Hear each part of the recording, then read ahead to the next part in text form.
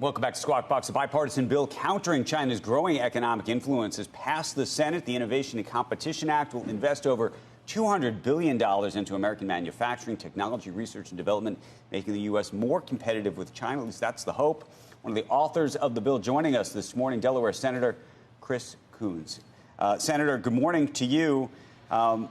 President Biden, obviously, in Europe, trying to figure out what it looks like to put together a group of folks, or countries, I should say, to counter some of the things going on in China. That'll probably match up a little bit with what you're thinking about in this bill. What has to happen next? Well, I'm excited about the bill that's been passed this week with a strong bipartisan vote in the Senate. It was led by Senators Schumer and Young, but had very broad bipartisan support. It invests in next-generation technologies, in our national labs, our National Science Foundation, in technology and innovation in partnership with the private sector.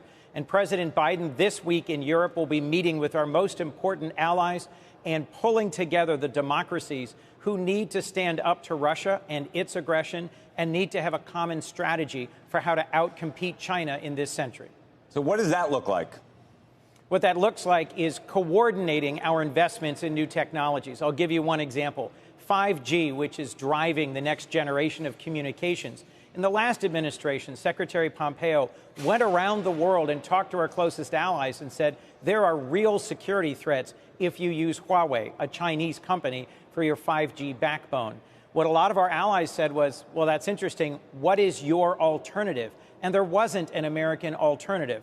There were some South Korean and Scandinavian offerings that were competitive, but not organized, not coordinated.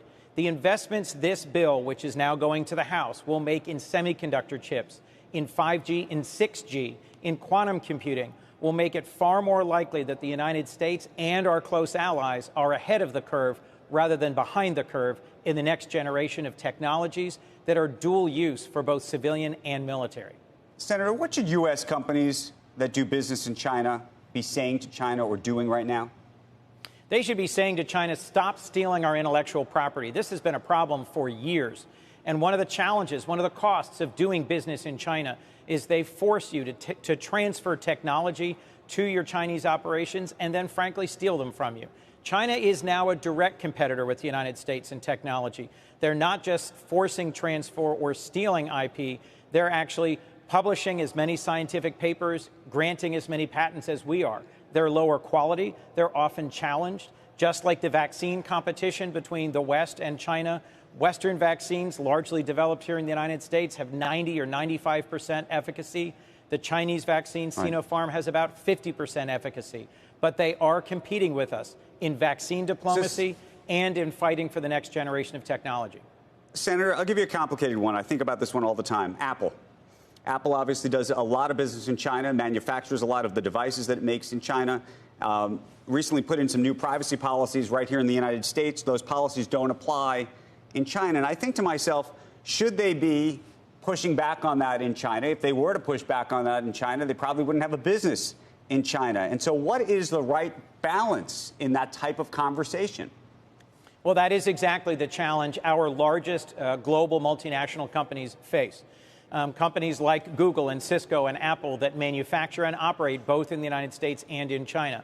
The most important Great Wall of China for this century is the Great Firewall of China that they use to block off the internet in China and require censorship and use it to coordinate surveillance and repression of their own people.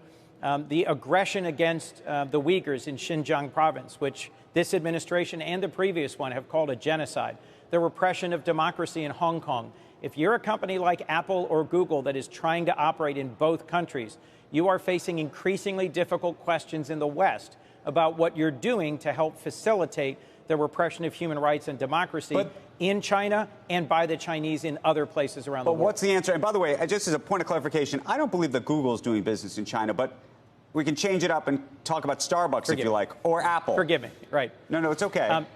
But one of the challenges that we're seeing is that in the Soviet era, when the United States and the Soviet Union were in a Cold War, we had decoupling of our economies and technology.